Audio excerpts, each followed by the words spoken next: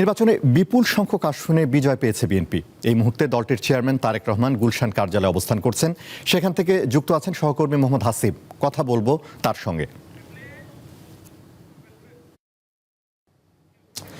হাসিব, আপনি গুলশানে রয়েছেন, সেখানে সবশেষ কি তথ্য রয়েছে আপনার কাছে?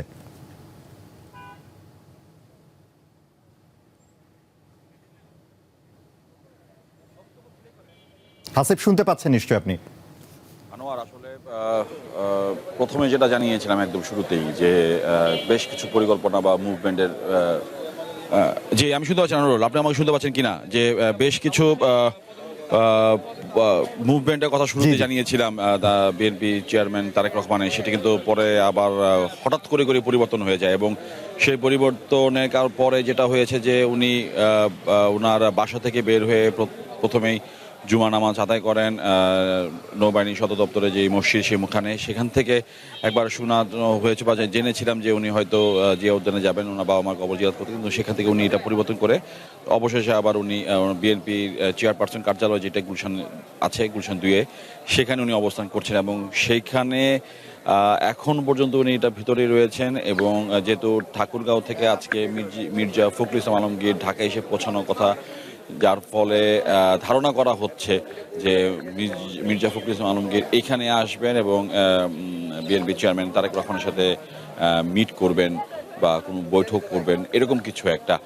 সেটা অফিসিয়াল নাকি আনঅফিসিয়াল সেটা আসলে একটু পরে হয়তো বা জানবো আমরা, যদি সত্যি মির্জা ফখরুল ইসলাম আলমগীর যদি এসে পৌঁছান। তারপরে তবে এর মাঝে যে ঘটনাটি ঘটেছে সেটা হচ্ছে যে বিএনপির নির্বাচন পরিচালনা কমিটির মুখপাত্র মাহাদি, উনি কিন্তু আসলে একটা তাৎক্ষণিক এটাকে মানে গণমাধ্যমের সাথে তাৎক্ষণিক কথা বলেছেন এবং সেখান থেকে একটা মেসেজ উনি ক্লিয়ার করেছেন যে বিভিন্ন রাষ্ট্র থেকে যেই একটা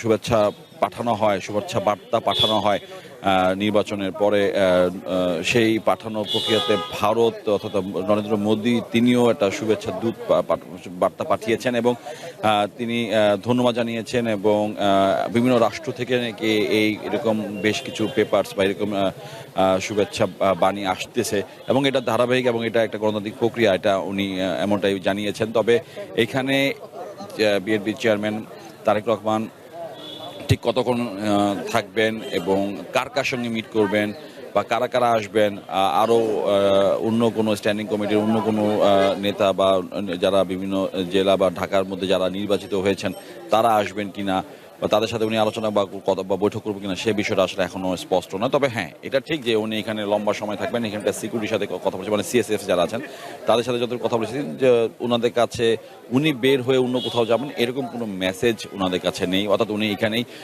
বেশ লম্বা সময় থাকবেন এবং সেটি আসলে একটা এর মাধ্যমে আসলে মির্জা ফখরুল ইসলাম আলমগীর এখানে এসে পৌঁছাবে এমন একটা বার্তা হয়তো দিচ্ছে, এমনটা জানা যাচ্ছে। তবে ওনার এখানকার থাকা মানে এখানে উনি আছেন এই তথ্যটি জানার পর থেকেই বিএনপি যারা সমর্থক এছাড়া যারা নেতা আছেন নেতাকর্মী তারা কিন্তু আসলে এই এরিয়াটাতে আসলে আস্তে আস্তে ভিড় করতে থাকেন এবং এটা এখন লোকের লোকারণ্য অবস্থা হয়ে যাচ্ছে এবং সময় যত যাবে তত পরে জানা যাবে যে আসলে এর পরবর্তীতে মুভমেন্টটা কি দাঁড়ায় তারেক রহমানের।